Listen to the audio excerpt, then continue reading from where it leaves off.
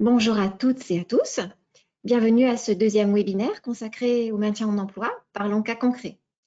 Je suis le docteur Sandrine Nunes, médecin du travail et référente du groupe Maintien en emploi à la METRA 06.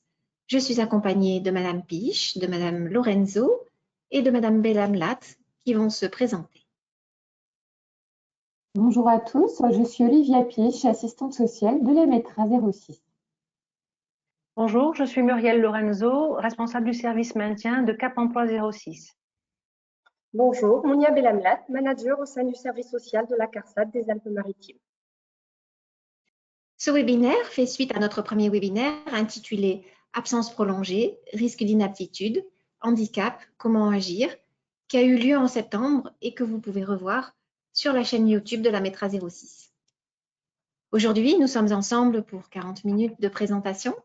Nous allons vous rappeler rapidement l'essentiel du maintien en emploi, puis nos partenaires présenteront leur action et en travers de cas concrets, nous verrons différents exemples d'accompagnement de l'entreprise et du salarié mettant en œuvre la coopération des différents acteurs du maintien en emploi.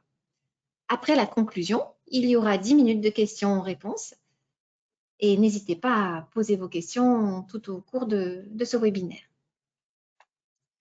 Alors, le maintien en emploi concerne tout salarié dont l'état de santé est altéré et qui a de ce fait des difficultés à réaliser ses tâches. Cette démarche a pour but de rechercher les solutions possibles pour préserver le salarié sur un emploi et conserver ses compétences au sein de l'entreprise.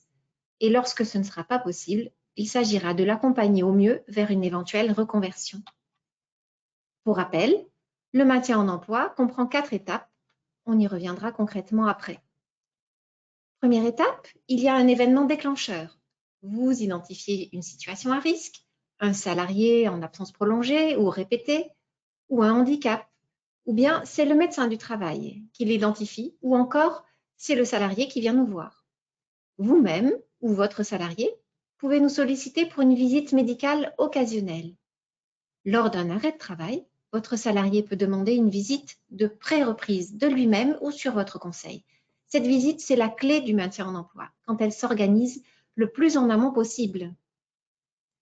Cette visite va nous permettre de déclencher une analyse médicale, professionnelle auprès de vous et sociale. C'est l'étape 2, c'est l'étape du diagnostic de la situation.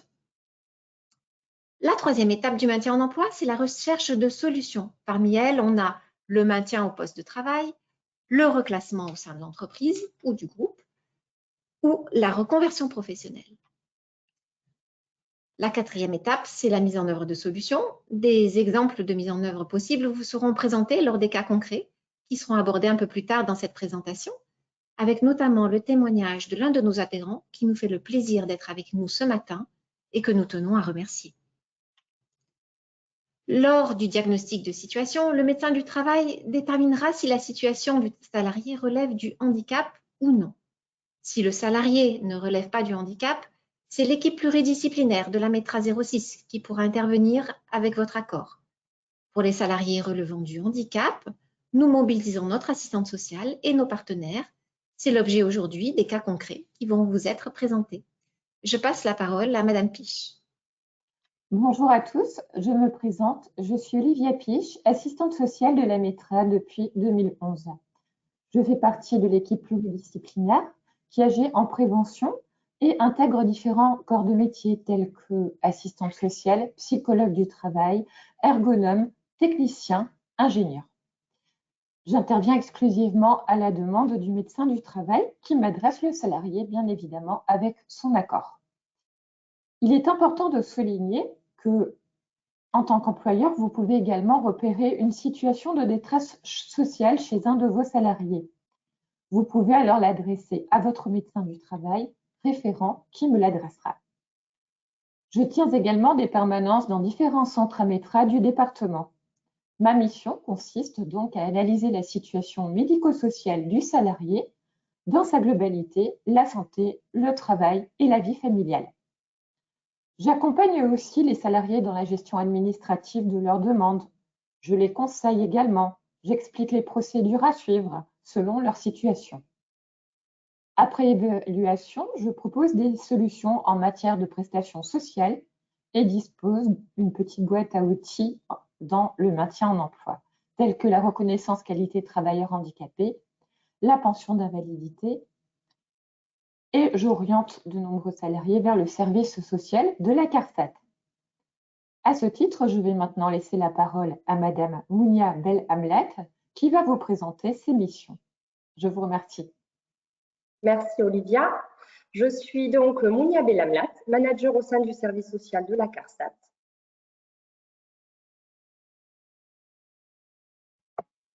Le service social de la CARSAT est un service spécialisé en santé. Nous accompagnons et représentons à la fois l'assurance maladie et l'assurance vieillesse. Sur les Alpes-Maritimes, nous avons 28 assistants de service social et 7 secrétaires positionnés sur 2 sites administratifs, Nice et Grasse. Les assistants de service social ont des lieux de rendez-vous sur l'ensemble du département afin d'être au plus proche des assurés. Nous avons 4 axes de travail: sécuriser les parcours en santé des personnes atteintes de pathologies lourdes, le retour à domicile après hospitalisation, le bien vieillir et la prévention de la désinsertion professionnelle, qui est donc l'axe qui nous concerne aujourd'hui. Le public concerné par notre accompagnement, il s'agit des assurés du régime général en arrêt de travail, maladie, accident du travail et maladie professionnelle, invalidité, présentant un risque d'inaptitude, y compris les travailleurs indépendants depuis le 1er janvier 2020. Notre accompagnement consiste à aider les assurés à comprendre leur situation au regard de l'emploi et de leur état de santé, comprendre l'impact de la maladie sur le plan familial, financier, social, repérer le rôle de chacun, le médecin conseil, le médecin du travail, le médecin traitant, à qui est-ce que je demande quoi, quel médecin solliciter pour l'arrêt de travail, pour l'invalidité ou pour la reconnaissance en qualité de travailleur handicapé. Notre accompagnement consiste également à soutenir à l'élaboration d'un projet de retour à l'emploi en sollicitant une reconnaissance en qualité de travailleur handicapé, en sollicitant un maintien des indemnités journalières pour pouvoir faire un bilan de compétences pendant l'arrêt de travail ou un essai encadré.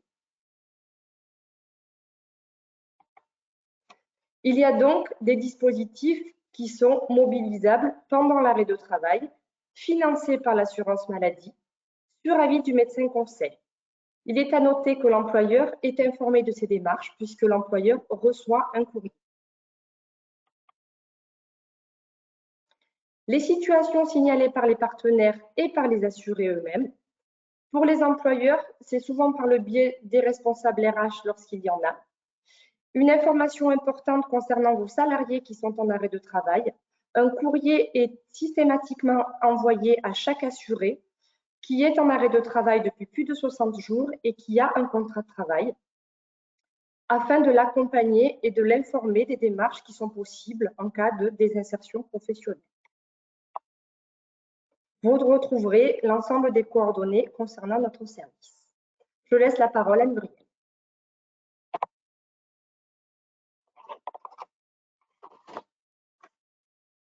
Bonjour, je suis Muriel Lorenzo, responsable du service maintien de Cap Emploi 06 au sein de l'association HandiJob.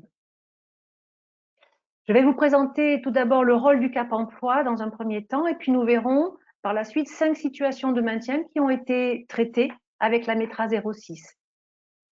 Les Cap Emploi, donc, ce sont les prestataires services de l'obligation d'emploi des travailleurs handicapés et des fonds qui gèrent cette obligation, c'est-à-dire la GFIP pour le secteur privé, le FIP pour le secteur public, Handiem pour les entreprises du médicament, et l'OETH, c'est l'accord de branche du sanitaire et social. Et depuis 20 ans, notre cœur de métier, c'est vraiment la compensation du handicap au travail. Le Cap Emploi, c'est l'interlocuteur unique sur chaque département pour assurer 2 missions, le service insertion professionnelle et le service maintien, dont je vais vous parler plus particulièrement dans cette présentation.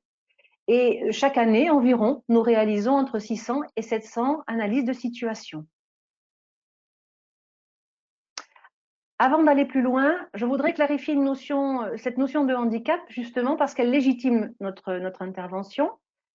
Un des rôles du médecin du travail, c'est de traduire les pathologies et leurs conséquences en formulant, si besoin, des restrictions médicales au poste. Lorsque les restrictions sont durables ou définitives et qu'elles peuvent être reconnues, en fait, comme un handicap, s'il s'agit d'une altération substantielle, durable ou définitive, d'une ou plusieurs fonctions physiques, sensorielles, mentales, cognitives et psychiques. Et lorsqu'une personne fait reconnaître dans une démarche individuelle sa reconnaissance travailleur handicapé ou par une pension d'invalidité, par exemple, ou lorsqu'elle elle obtient une rente accident du travail supérieure à 10%, cette reconnaissance va permettre l'obtention d'aides financières et la mobilisation de prestataires spécialisés. Rappelons-nous que plus de 80% des situations de handicap sont invisibles. Toujours pour clarifier les échanges, attention à 3 termes qui sont souvent confondus: l'incapacité, l'inaptitude au poste et l'invalidité. Alors, l'incapacité, c'est le médecin traitant qui délivre un arrêt, ce qui engendre le versement d'indemnités journalières.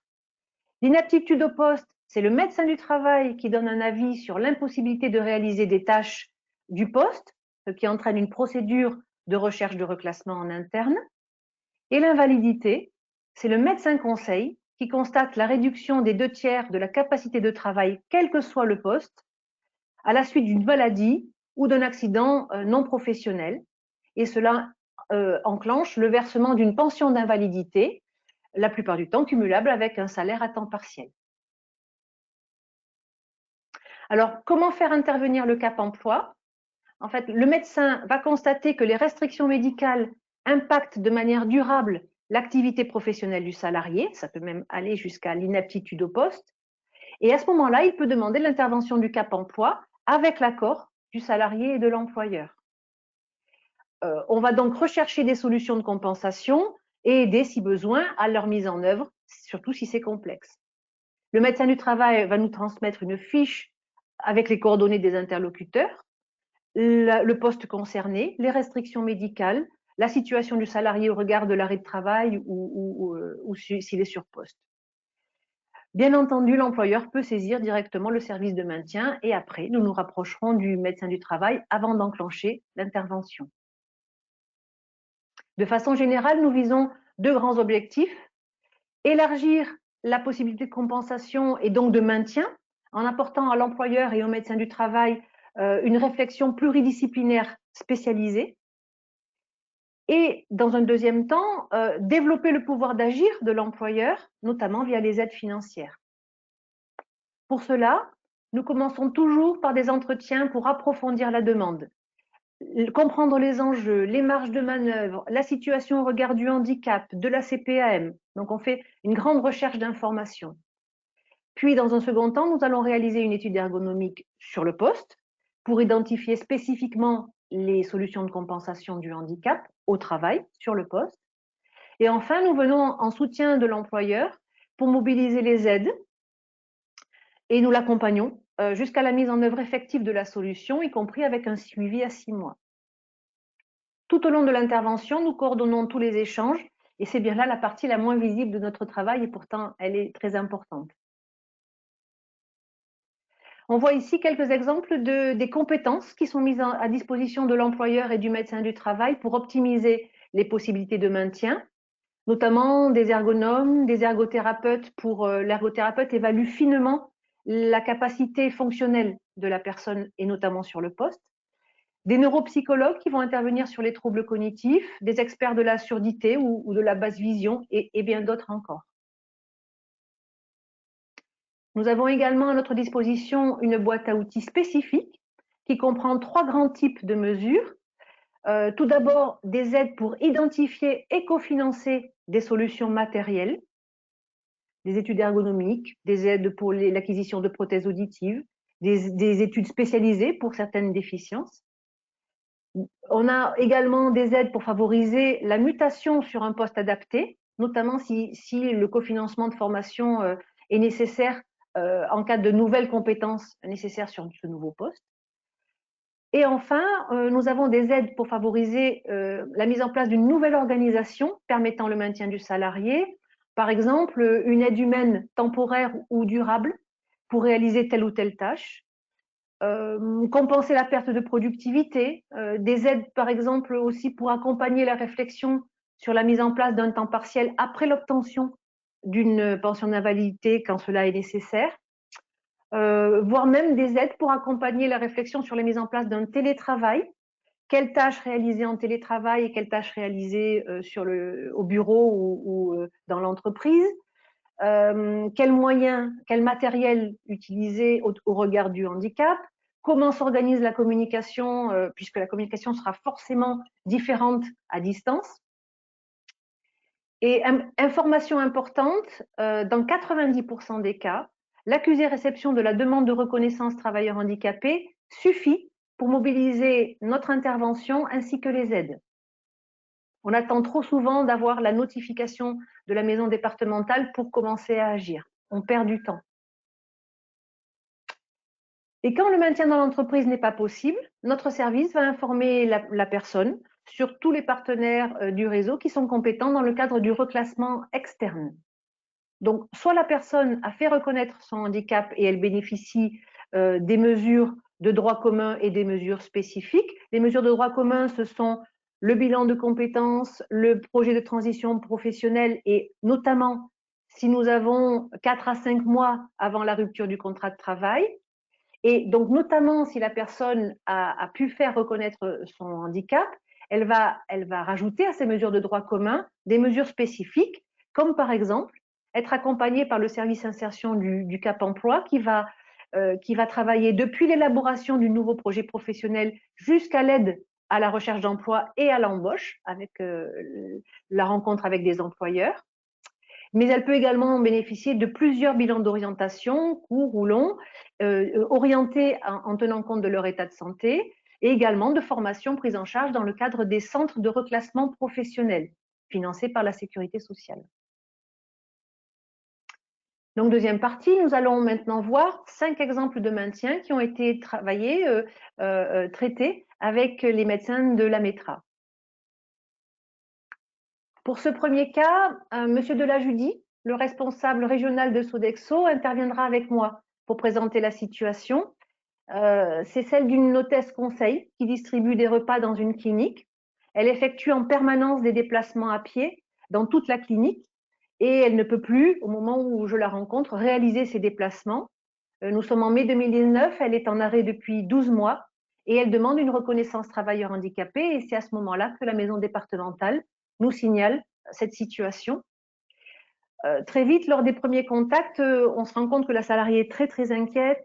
En fait, le médecin du travail qu'elle a vu en visite de pré-reprise envisage l'inaptitude au poste et M. Delajudi, de son côté, nous dit ne pas bien voir comment la reclasser.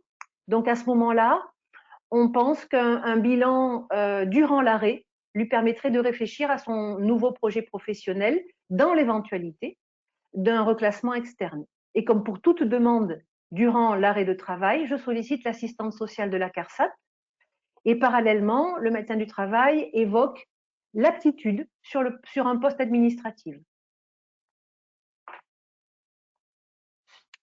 Durant l'été, on ne va pas pouvoir réaliser le bilan qui a été demandé. Et à la rentrée, je recontacte M. Delajudi et à ce moment-là, je lui fais une demande, enfin, il nous fait une proposition de reclassement interne sur des tâches administratives.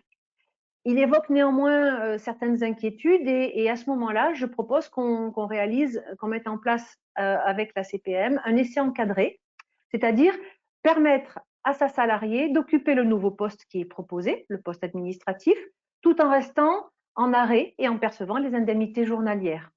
Je laisse la parole à M. Delajudi qui va nous en dire plus. Bonjour, Roch Delajudi, je suis donc responsable régional à Sodexo Santé pour les Alpes-Maritimes. Sodexo en France est engagé sur la thématique du handicap depuis 2006 et principalement sur 3 grands axes. L'embauche et l'inclusion des personnes handicapées, le maintien dans l'emploi des salariés reconnus travailleurs handicapés, la collaboration avec les entreprises du secteur protégé et adapté.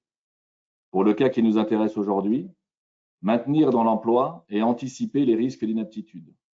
C'est être force de proposition pour faciliter les aménagements de poste ou reclassement dans l'entreprise avec l'aide de nos partenaires. Pratiquement, Nous étions en cours de réorganisation sur un site de Nice, réorganisation qualitative et économique, notamment concernant nos processus de prise de commande des repas. Nous avions la nécessité de prendre en compte les restrictions physiques imposées par le médecin du travail, pas de station debout. Nous voulons apporter une solution pour cette salariée, déjà en difficulté personnelle, qui aura du mal à rebondir si l'entreprise n'intervient pas. Nous commençons par regrouper sur le papier toutes les tâches réalisables sur ces postes et respectant ces restrictions. Nous construisons une organisation du service qui permette de répondre au double objectif. Avoir une prise de commande des repas qualitative, sans rupture d'information, maintenir dans l'emploi la salariée dans de très bonnes conditions de travail. Des freins se font naturellement sentir au niveau de l'équipe de travail. Freins normaux, humains, habituels en pareille situation. Pourquoi tout changer? Pourquoi moi? Seul un test en temps et en conditions réelles peut permettre de lever les doutes, les incertitudes et les peurs. C'est le but de l'essai encadré. Suite à cet essai, nous avons modifié légèrement la fiche de poste prévisionnelle pour intégrer le fait que la salariée conservait son contrat de travail à 35 heures hebdo, une baisse de salaire, effectivement une baisse de salaire avec les difficultés personnelles de la salariée aurait ruiné le projet. L'aide apportée par Cap Emploi, le médecin du travail et la CARSAT dans la gestion administrative du dossier a été très importante. Elle a permis de finaliser le dossier de manière positive. Merci. Merci, Monsieur Delajudi. Donc, pour conclure sur ce cas, on voit que l'essai encadré a permis de lever à la fois les inquiétudes en amont de la reprise et en situation réelle de travail, mais également de constater sur site et en situation réelle une perte de productivité, notamment sur les déplacements restants sur le nouveau poste qu'on n'avait pas pu réduire. Et cela a fait l'objet d'une demande de compensation financière auprès de l'AGEFIP.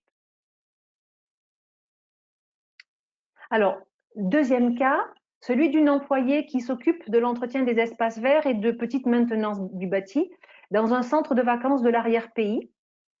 Nous sommes en novembre 2018, le médecin reçoit la salariée à la demande de l'employeur parce qu'il constate que la salariée est en difficulté pour réaliser plusieurs tâches. Elle a 58 ans, elle vit seule, elle est hébergée par l'employeur. Par l'entreprise et ce directeur nous dit savoir qu'il y a un fort risque de désinsertion professionnelle. En fait, il sait aussi qu'il y aura des difficultés pour recruter une remplaçante sur une zone de moyenne montagne et sur un poste aussi polyvalent. Donc plusieurs raisons à cette demande de visite.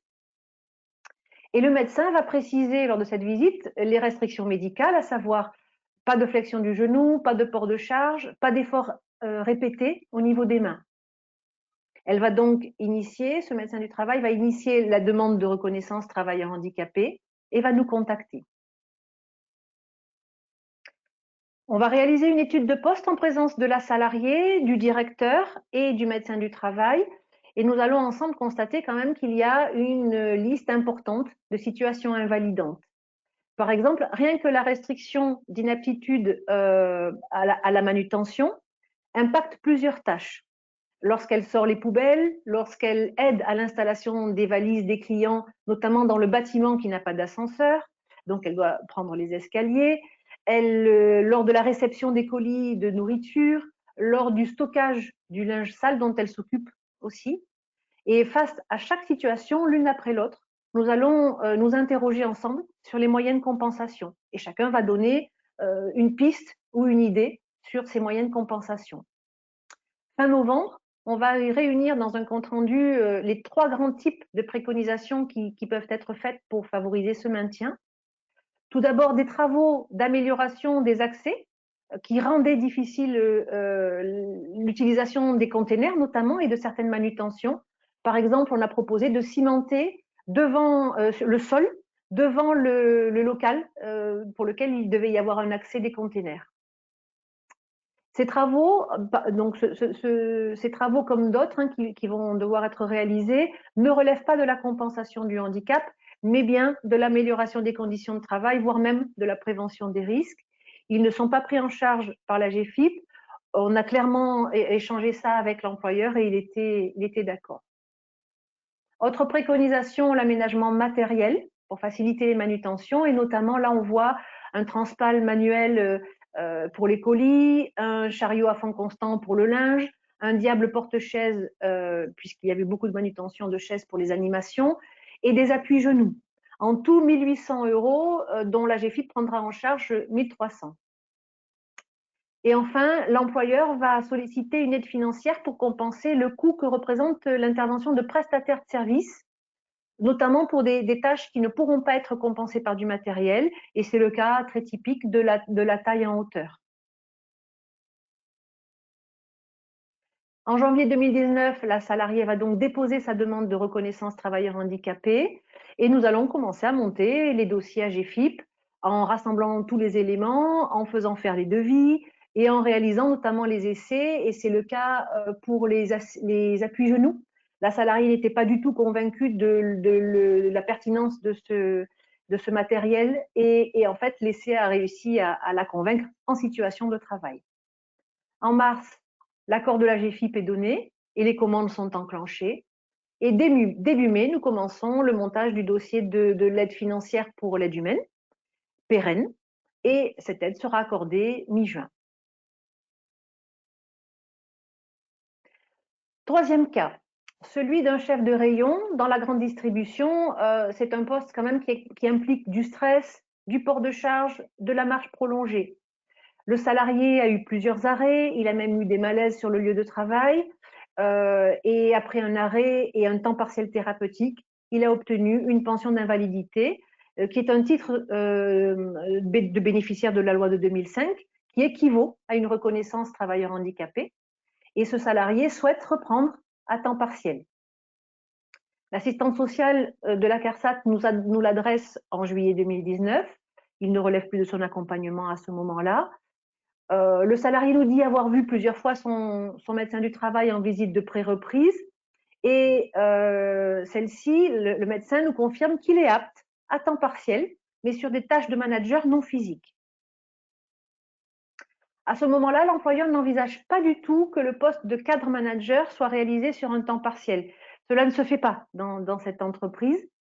Le salarié continue quand même à envoyer ses arrêts dans l'attente d'une nouvelle position de son employeur. Et en parallèle, il vient vers nous parce qu'il souhaite réfléchir à la suite de son parcours professionnel s'il venait à être licencié, malgré tout. Il a 44 ans. Et dans la perspective de ce reclassement externe, nous enclenchons une demande de bilan d'orientation qui est réservée aux travailleurs handicapés. Et ce bilan qui va fortement remobiliser le salarié en faisant ressortir ses capacités et notamment ses compétences managériales et une très grande connaissance de la distribution où il a passé 19 ans. Le salarié va faire remonter ces éléments auprès de son directeur et après plusieurs entretiens, finalement, un poste de manager sera ouvert à temps partiel. Pour le directeur, il s'agira en fait de renforcer le staff des autres managers qui sont parfois dans des situations de sous-effectif, notamment en cas d'absence maladie, en cas de congé et aussi lors des pics d'activité saisonnière. Alors, quatrième cas, celui d'une ingénieure informatique qui est souvent en arrêt de travail. Elle est très en souffrance sur son poste et c'est un poste qui, en tant qu'ingénieur, implique une posture assise prolongée, l'usage permanent du clavier et de la souris. La DRH demande une visite médicale et le médecin du travail précise les restrictions, à savoir pas de station assise ou en tout cas limiter la station assise prolongée, la marche et les sollicitations répétées des deux membres supérieurs.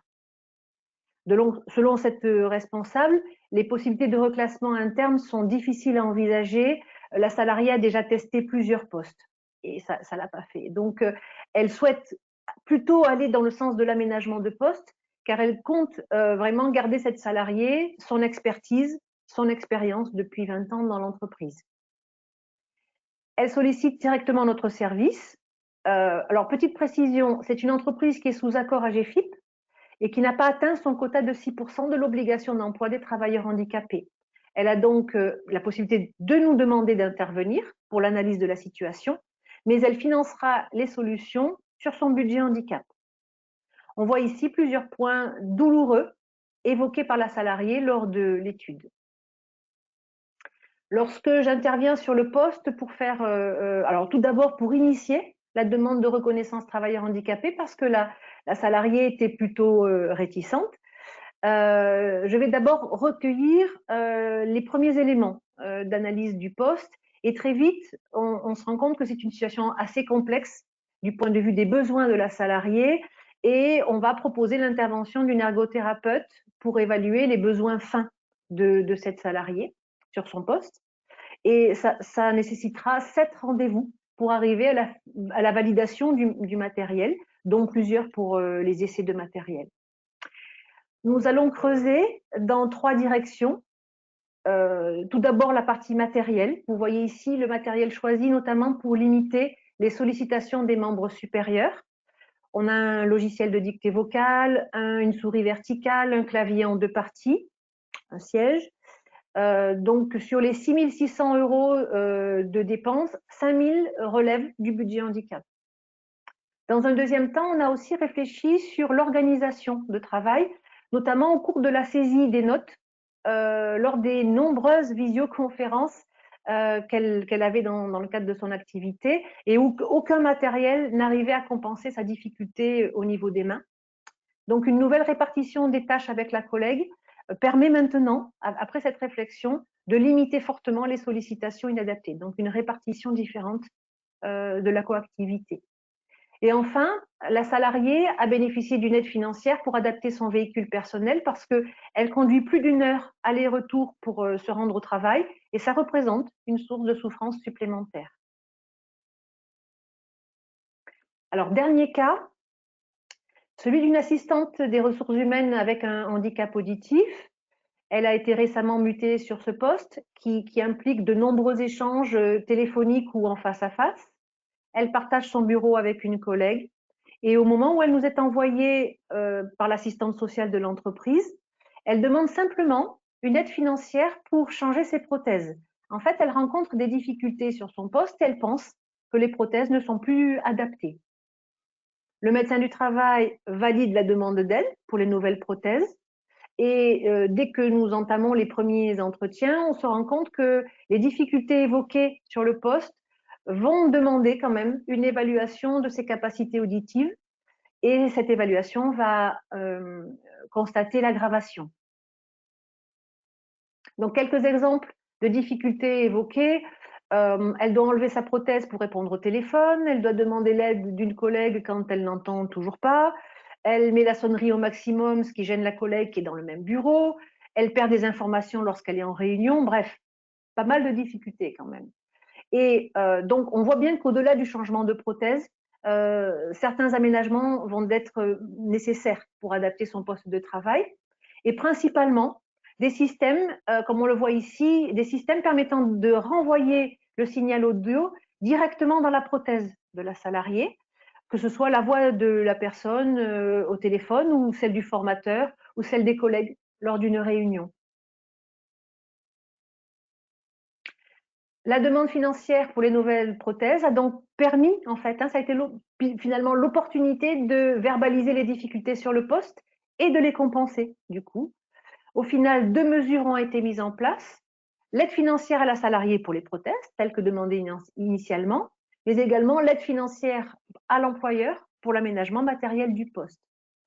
Et information importante quand même, pour ce type de matériel qui ne relève pas de l'obligation légale de l'employeur, l'AGEFIP prend en charge à 100%. Voilà. J'en ai fini de mon intervention. Merci pour votre attention. Et vous avez toutes nos coordonnées dans la vidéo, ainsi qu'une vidéo du Cap Emploi en fin de présentation. Et je passe la parole au docteur Nunes. Merci, Madame Lorenzo. Donc, en résumé, on voit que le maintien en emploi, ça s'anticipe, notamment par la visite de pré-reprise pendant l'arrêt de travail. C'est la coopération d'acteurs autour du salarié motivé et de l'employeur engagé, comme nous l'avons vu avec Monsieur Delajudi, avec une réflexion partagée qui tient compte donc des besoins et des contraintes de l'activité. C'est la mise en œuvre de solutions techniques, financières, organisationnelles et humaines consensuelles, dans le but de préserver le salarié malade ou handicapé, de préserver le collectif de travail et donc d'éviter les conséquences sur la productivité et la performance de l'entreprise. Donc maintenant, nous avons terminé ce webinaire. Hein. Donc je vous rappelle qu'il sera revisionnable sur la chaîne YouTube de la METRA, comme celui que nous avons fait au mois de septembre sur le même thème. Nous allons maintenant faire notre session de questions-réponses. Nous avons prévu de répondre à toutes vos questions, hein, donc que ce soit maintenant ou bien en différé si votre situation le nécessite. Donc la première question, je vais la passer à Madame Lorenzo. Oui, j'ai une question et d'ailleurs cette question elle nous est souvent posée. Comment on peut parler de handicap au travail, hein? C'est toujours délicat par rapport aux salariés. En fait, on aborde dans notre pratique souvent cette notion de handicap par le travail lui-même. Alors, quelles sont les difficultés de la personne? On parle de soucis de santé ou de difficultés sur le poste à réaliser telle ou telle tâche. Est-ce que finalement le poste est adapté à ces difficultés ou pas? Et si ça n'est pas le cas, est-ce que c'est pérenne dans le temps, cette difficulté? Déjà, première chose. Et puis après, on va voir avec le salarié comment ça se déroule au niveau, si on ne fait rien, qu'est-ce qui se passe pour son état de santé, pour l'atteinte des objectifs du service, par exemple? Qu'est-ce qui se passe pour les collègues qui parfois donnent un coup de main? Qu'est-ce qui se passe pour l'employeur par rapport à une perte de productivité? Donc, on va rentrer dans la notion de handicap par le travail et par le quotidien de ce salarié sur son poste. Voilà pour les grandes lignes de la manière qu'on utilise hein, pour parler du handicap au travail. Bien. Donc, une question suivante. Comment lui parler de la visite de pré-reprise si mon salarié est en arrêt? Donc, cette visite, donc ça c'était l'objet du premier webinaire, hein, cette visite ne peut pas s'organiser sur la demande de l'employeur ni à la demande du médecin du travail. Elle est organisée à la demande du médecin conseil, du médecin généraliste ou du salarié, parce qu'il y a une rupture temporaire du contrat de travail pendant l'arrêt de travail. Donc, le plus facile, c'est donc de faire une information au salarié sur l'existence de cette visite de pré-reprise en amont de l'arrêt, lors de vos informations systématiques, par un bulletin de salaire, une lettre d'information, etc. Donc, adressez régulièrement à tous vos salariés. Et en fait, pourquoi pas aussi lors d'un renouvellement d'arrêt de travail, si vous avez un salarié en arrêt de travail prolongé, lui faire passer cette information sur la visite de pré-reprise. Donc, on a aussi reçu une autre question. La question, c'est est-il possible l'employeur peut-il saisir directement l'assistante sociale de la METRA 06? Donc, en fait, non, pas directement. Et il suffit en fait de demander une visite occasionnelle au médecin du travail et de justifier par écrit, en fait, d'argumenter par écrit votre demande concernant les problématiques que vous avez observées chez votre salarié. Et donc, nous ferons cette analyse médicale, professionnelle et sociale et nous adresserons ensuite le salarié à l'assistante sociale. Voilà. Nous avons reçu également une autre question. Donc, j'ai un salarié qui est en arrêt depuis plus d'1 an. Je ne peux le contacter. Cela pénalise mon entreprise. Que faire? Quelle est la durée maximale d'un arrêt de travail? Donc là, je vais passer la question à Madame Bellamlat. Donc, on peut être en arrêt de travail pour la même pathologie pour une durée de 3 ans. Alors ensuite, pour contacter la personne, comme vous le disiez tout à l'heure, pendant l'arrêt de travail, étant donné que le contrat de travail est suspendu, entre guillemets, en effet, l'employeur ne peut pas directement contacter son employé. Par contre, nous, en effet, quand je dis nous, c'est l'assurance maladie. Nous, comme je l'ai dit lors de ma présentation, nous envoyons un courrier à l'ensemble des personnes qui sont en arrêt de travail depuis plus de 60 jours. Nous avons aussi les médecins conseils de l'assurance maladie qui, en fonction des pathologies, convoquent les assurés à un certain moment au moment de l'arrêt de travail. Et les assurés peuvent aussi nous contacter directement en fonction de leurs problématiques. Après, c'est vrai qu'en fonction de la pathologie, la personne ne va pas nous contacter ou nous n'allons pas rencontrer la personne au même moment en fonction de la pathologie. En tout cas, nous faisons, comme vous le disiez tout à l'heure, la première information sur la visite de pré-reprise, parce que c'est ce qui nous permet aussi de déclencher le travail, on va dire, de prévention de la désinsertion professionnelle. Et c'est vrai qu'aussi bien avec Muriel qu'avec Olivia et qu'avec les médecins du travail, la première chose que l'on fait, c'est avoir cet avis-là qui va permettre ensuite à l'ensemble des intervenants de pouvoir intervenir. Merci. Donc, on a reçu une autre question. Mon salarié est en arrêt de travail, il ne pourra pas reprendre son poste. Quelles sont les solutions? Donc, bien sûr, un aménagement de son poste de travail peut s'organiser à la reprise. Cela se fait plus facilement, vous l'avez compris, si on a pu anticiper et analyser la situation en visite de pré-reprise. Par contre, si on n'a pas vu le salarié, bien, on va découvrir la situation en visite de reprise. Et donc, on va pouvoir préconiser éventuellement un aménagement de poste, mais on va certainement émettre déjà des restrictions. Et ces restrictions, quand on découvre la situation, souvent, elles vous ennuient parce qu'elles n'ont pas été anticipées non plus. Et donc, on va discuter avec vous, faire une étude de poste et voir donc ce qu'on peut faire par rapport à cet aménagement de poste. Ça peut être une réduction du temps de travail, dans un premier temps, un temps partiel thérapeutique qui va permettre une reprise progressive du travail, ou alors une réorganisation de son poste de travail, s'il y a des restrictions qui ont été prononcées. Donc voilà, les solutions, elles sont réfléchies au vu de l'état de santé du salarié et en échange avec l'employeur. Voilà. Alors, donc je reçois une autre question. Y a-t-il une durée maximale d'un temps partiel thérapeutique? Donc, je laisse peut-être une des deux assistantes sociales répondre à la question.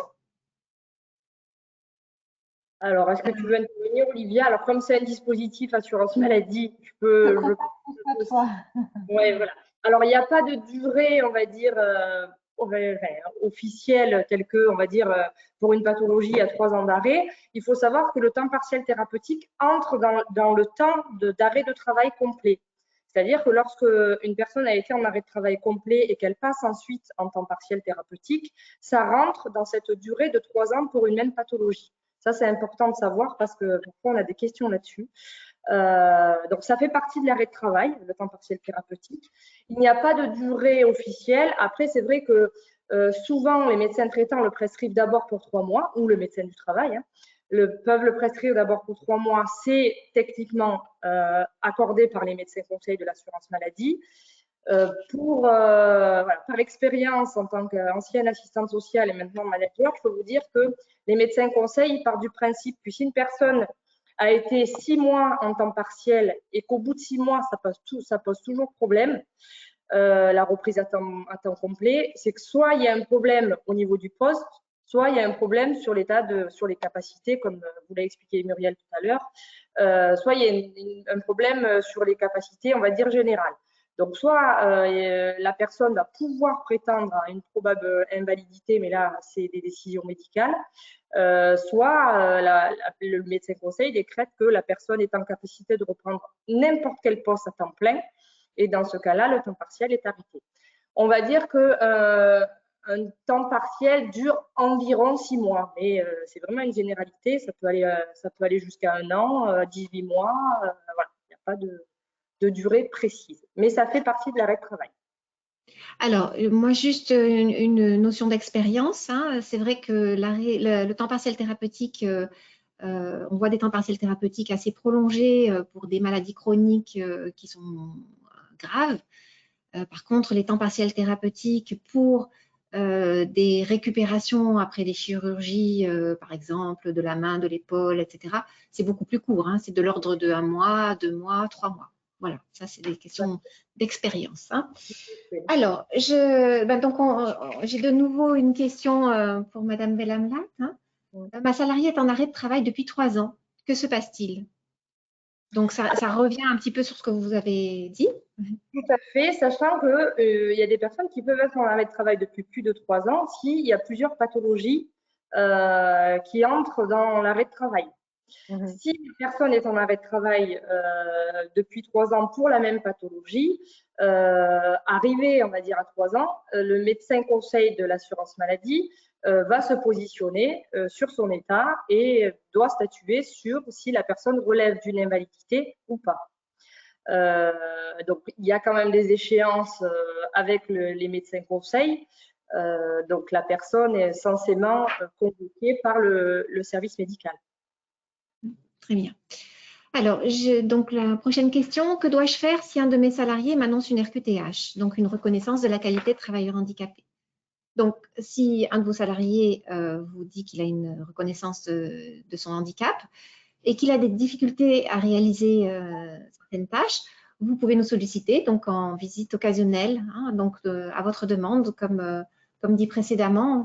Donc, vous motivez votre écrit, hein, parce que nous avons besoin de savoir pourquoi vous nous l'envoyez, hein, et de pouvoir confronter votre discours et celui du salarié.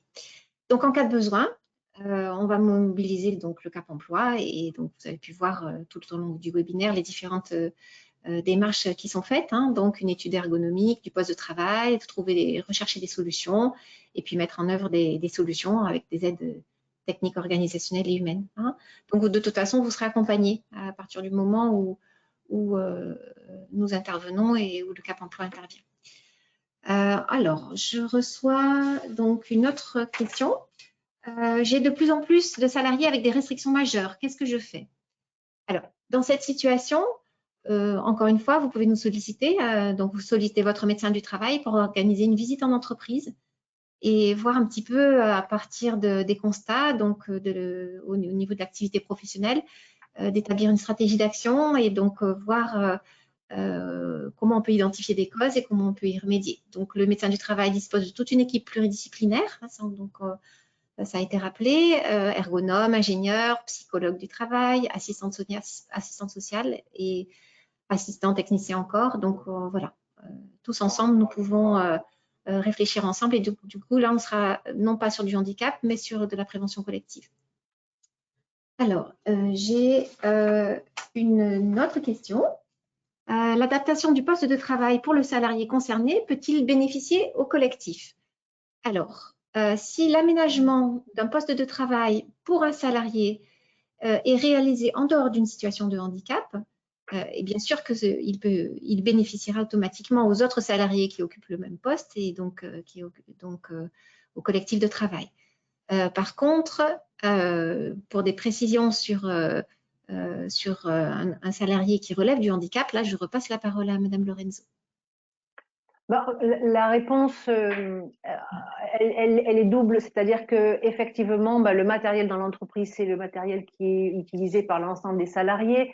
Pour autant, on essaie, lors de l'étude de poste, d'impliquer également le collectif pour leur faire comprendre qu'il s'agit bien non pas de favoritisme ou d'amélioration des conditions de travail d'une personne, mais bien de compensation d'une difficulté qui n'est pas le choix du salarié ni de l'employeur d'ailleurs, et du coup qu'il vaut mieux réserver ce matériel dans la durée de son usage à ce salarié qui lui ne pourra pas faire autrement que d'utiliser le type de matériel choisi. Donc voilà, on essaie plutôt de travailler ensemble plutôt que de dire oui ou non ou d'interdire, même si parfois effectivement il faut que la direction précise à l'ensemble des salariés du service ce qui se passe. Nous sommes venus compenser une difficulté de notre collègue et donc on lui réserve ce matériel. Merci. Alors, encore une question. Oui, pardon, oui, bien sûr. Pardon, si je peux juste rajouter, nous, par contre, nous avons le service direction des risques professionnels que les employeurs connaissent très bien, qui interviennent dans les entreprises et eux interviennent auprès du collectif, par contre, et aussi pour du matériel. Donc, voilà, c'est un service de la CARSAT aussi, c'est nos collègues qui, eux aussi, financent du matériel, par contre, que pour le collectif. C'est pour ça que nous travaillons très peu avec eux. Et c'est pour ça que nous travaillons en partenariat. Exactement. Alors, donc, pendant le diaporama, une question demandait des précisions sur l'aide humaine. Donc, ça… Oui, Alors, l'AGFIP et l'État, d'ailleurs, ont mis en place deux types de mesures. Une mesure d'aide temporaire et une mesure d'aide humaine. Hein. On parle d'aide humaine pérenne. Soit momentanément, parce que le salarié se retrouve dans des conditions particulières, il ne peut pas réaliser tout seul l'ensemble des tâches et que ce n'est pas par du matériel qu'on va pouvoir compenser. Et dans ce cas-là, l'employeur peut mobiliser un collègue qui va venir donner un coup de main de façon beaucoup plus fréquente que d'habitude, voire même embaucher en CDD ou un prestataire de service. Et donc, c'est ce qu'on appelle l'auxiliaire professionnel. C'est une aide humaine temporaire, mais il faut bien sûr argumenter tout ça en ayant fait une étude de poste pour s'assurer qu'on ne peut pas compenser par du matériel. C'est toujours la première démarche. Et dans certains cas, ce besoin d'aide humaine, donc de la présence, bien évidemment, on ne parle pas de binôme, hein, mais de présence à certains moments pour certaines tâches d'une autre personne pour aider le salarié handicapé à réaliser la totalité de ses missions. Lorsqu'il y a besoin d'une aide pérenne, à ce moment-là, l'État a prévu, et c'est financé par la GFIP, mais l'État a prévu, y compris pour les entreprises sous accord, qu'il puisse y avoir une aide qui est assez conséquente du point de vue du montant, mais qui, là encore, ne représentera pas l'embauche de quelqu'un pour être en binôme en permanence avec le salarié, et qui va pouvoir permettre à la mission d'être réalisée en totalité et au maintien du salarié. Ça s'appelle, le nom de la mesure, certains la connaissent, c'est la reconnaissance de la lourdeur du handicap, qui se traduit par le versement d'une aide qui s'appelle l'aide à l'emploi. Alors, on va là aussi forcément mobiliser beaucoup d'efforts pour argumenter cette demande, puisque le montant de la reconnaissance, de l'aide au maintien, c'est jusqu'à 11 114 € par an. Et c'est renouvelable. Donc, comme c'est une mesure conséquente, l'État et la GFIP nous demandent d'avoir une étude de poste avec vraiment une recherche de l'ensemble des mesures possibles avant d'arriver à cette solution-là. Merci. Alors, donc j'ai une question. L'arrêt de travail de mon collaborateur se termine, mais notre entreprise est fermée au vu de la situation sanitaire. Est-ce que je peux attendre la réouverture de l'entreprise pour lui prendre un rendez-vous à la médecine du travail? Elle sera mise en attendant en activité partielle. Oui, bien sûr, attendre la réouverture car le contrat est suspendu pendant l'activité partielle. Hein. Et donc, alors, il y a une question sur les maladies professionnelles, mais là, nous sommes obligés de clôturer parce que la maladie professionnelle, ça va nécessiter une longue réponse. Donc là, je vous propose donc de clôturer le webinaire et nous allons bien sûr répondre à toutes les questions qui n'ont pas obtenu de réponse orale.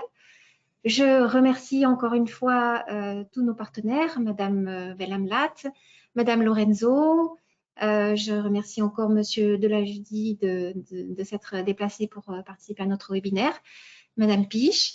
Merci à tous et retrouvez toutes nos informations sur notre chaîne YouTube de la Métra 06. Bonne continuation. Au revoir. Merci. Au revoir, merci.